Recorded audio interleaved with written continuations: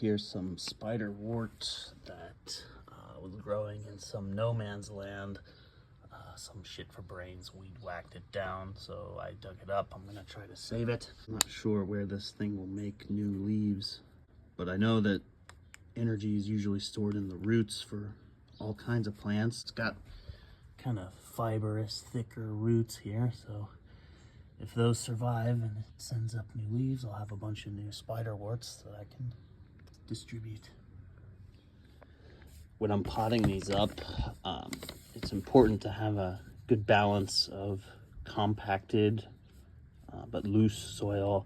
Basically towards the bottom, I want it compact, so I'm compacting the edges and then pulling the plants up. What this is going to do is make sure the roots are pointed down as far as possible. You also want this soil compact at the bottom to hold water, to hold the roots, but you also need oxygen to the roots.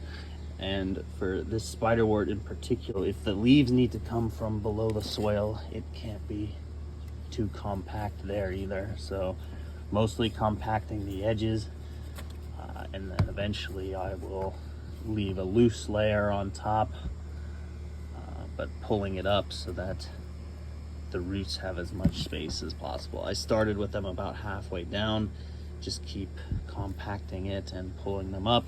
And eventually I'll give this a good soak. So the most dangerous thing at this point would be the plants drying out.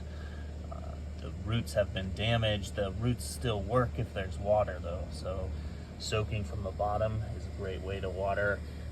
You'll also want to water from above. I use a little pump sprayer for that. I'm using some root hormone and some fertilizer for these cuttings. Pour the root hormone on these. I'm not going to apply directly like I did with the gooseberry cuttings. For those, I would dip the stick into the rooting hormone. Here I'm just going to water with that, hope it trickles down. And I'll do the same for this mountain mint. Both of these the fertilizer and the rooting hormone worked well for these currants. I'm also trying to use them to root Hawthorne. This is the big fruited Hawthorne that I discovered.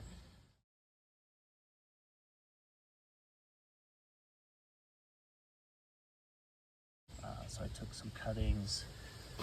There's also elderberry. Elderberry is a easy one to take cuttings of. But if it works for the Hawthorne, I'll be really happy. It's a little more dicey. And interestingly, the cuttings on old wood are doing a lot better than the cuttings on newer wood. So usually in the guides, it says to use newer wood. But at least so far, I took 2 of harder wood and like 3 or 4 of the softer wood, and the harder wood is doing better so far. We'll see.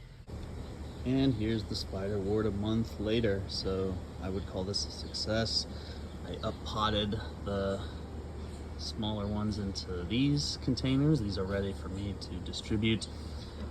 It turns out that the spiderwort makes new leaves from the stems if it can, and it also sends up new leaves from the ground below. So I was right to keep the soil loose on top. And yeah, don't be afraid to do stuff like this, especially if people aren't taking care of the plants.